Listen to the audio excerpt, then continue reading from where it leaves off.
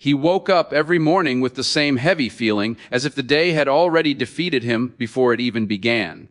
The alarm rang at 6, not because he loved mornings, but because life had trained him to obey routines he never questioned. Armin lay still for a few seconds, staring at the cracked ceiling of his rented room, watching the slow movement of a fan that made more noise than wind. His thoughts followed a familiar path. Nothing will change. Today will be just like yesterday, and tomorrow will be no different. He was not poor in the dramatic sense of the word, but he lived close enough to the edge that one unexpected problem could push him over. A small job at a local printing shop paid the bills, barely. His dreams had once been larger, brighter, full of impossible colors, but over the years they had faded like old posters left in the sun. Somewhere between responsibilities and repeated failures, he had learned a dangerous habit, expecting the worst and preparing himself to accept it.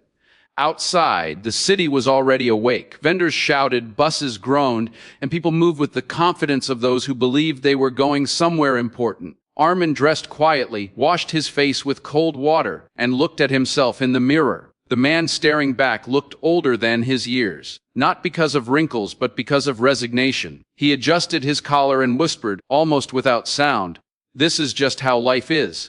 At the shop, the smell of ink and paper greeted him like an old companion. Machines hummed, workers chatted, and orders piled up. Armin did his job well. That had never been the problem. The problem was that he never imagined anything beyond this place. When customers complained, he apologized. When his boss shouted, he nodded. When opportunities passed by, he told himself they were not meant for him. During lunch break, he sat alone, scrolling through his phone. A video appeared on his screen, shared by someone he barely knew. It showed an old man speaking calmly to a small audience. Normally, Armin would have skipped it, but something about the man's eyes made him pause. "You don't change your life by fighting the world," the old man said. "You change your life by changing the way you think about the world." Armin frowned. He had heard similar lines before, wrapped in fancy words and empty promises.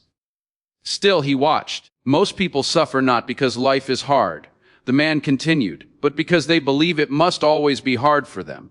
That belief becomes their prison." Armin felt an unexpected irritation. It sounded too simple, almost insulting, as if thinking differently could suddenly pay rent or erase years of disappointment. He locked his phone and returned to work, but the words followed him like an echo. That evening, rain fell hard, turning streets into mirrors of broken light. On his way home, Armin stopped at a small bookstall to take shelter. The stall owner, a thin man with kind eyes, smiled at him. "Bad weather makes people impatient," the man said, "but it also makes them pause." Armin nodded politely, scanning the books without interest. One slim, worn-out book caught his attention. Its cover was plain, almost boring. He picked it up without knowing why. "Good choice," the stall owner said. "That book doesn't shout, it whispers." Armin almost laughed. "What's it about?" "About the stories we tell ourselves," the man replied. "And how they decide our future." Armin hesitated. He didn't believe in signs or fate, but something urged him to buy the book. It was cheap, cheaper than most of his regrets. He paid and left, rain still drumming on his shoulders. That night, with the sound of rain tapping against the window, he opened the book. There were no motivational slogans, no loud promises, just quiet observations about human behavior. One line stopped him. "You will never rise higher than the image you hold of yourself." He read it again and again. Memories surfaced: teachers who had once said he was talented, friends who had believed in his ideas, moments when he had felt capable of more. When had he decided those voices were wrong? Days passed, and Armin found himself returning to the book during small pockets of time. It didn't tell him to quit his job or chase realistic dreams. It asked questions instead. Why do you assume failure before trying? Why do you believe comfort is safer than growth? Why do you accept thoughts that weaken you without question? At first, he resisted. Old habits do not surrender easily. When a customer complained, his mind still whispered, "You're not good enough." But now another voice appeared, quieter but firmer. Is that a fact or just a thought? One afternoon, the printing shop received an order for a creative poster. The boss looked around, annoyed. Anyone here actually knows design? Armin felt a familiar urge to look away. He had studied design briefly years ago, before life pushed him onto a safer path. His heart raced. The old voice screamed, "Don't embarrass yourself." The new voice asked, "What if you're wrong about yourself?" "I can try," Armin said, surprising even himself. The room went quiet. The boss studied him for a moment, then shrugged.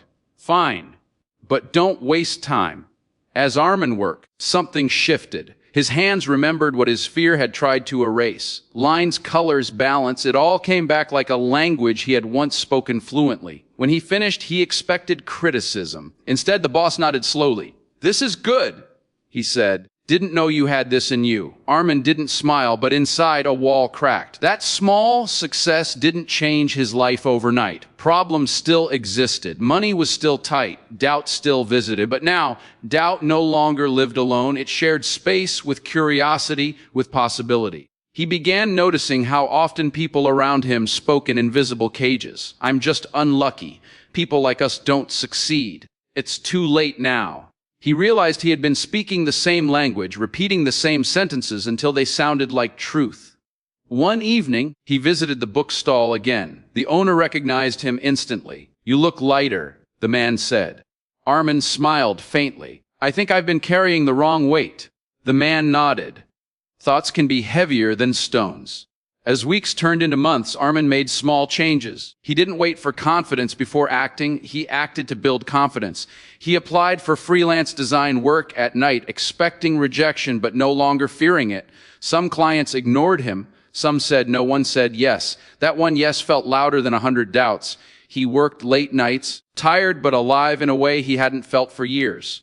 When mistakes happened, he didn't attack himself. He corrected them. When fear appeared, he listened without obeying it. His boss noticed the change too. Responsibilities increased, respect followed, not because Armin demanded it, but because he no longer acted like someone who didn't deserve it. One day, while redesigning a brochure, Armin caught his reflection in the glass. The man looking back still had the same face, the same background, the same challenges, but his eyes were different. They were not asking, "Why does life hate me?" They were asking, "What can I do next?" He understood then that change had not come from luck or magic. It had come from questioning the silent assumptions that once ruled him. Life had not suddenly become easy. He had simply stopped making it harder with his own thoughts. Months later, on a quiet morning, Armin woke up before the alarm. Sunlight touched the ceiling, gentle and warm. He sat up, breathing slowly. The familiar fear did not greet him. In its place was a calm readiness. He knew there would be difficult days ahead. He also knew something more important. His mind was no longer his enemy. As he stepped outside, the city moved as it always had.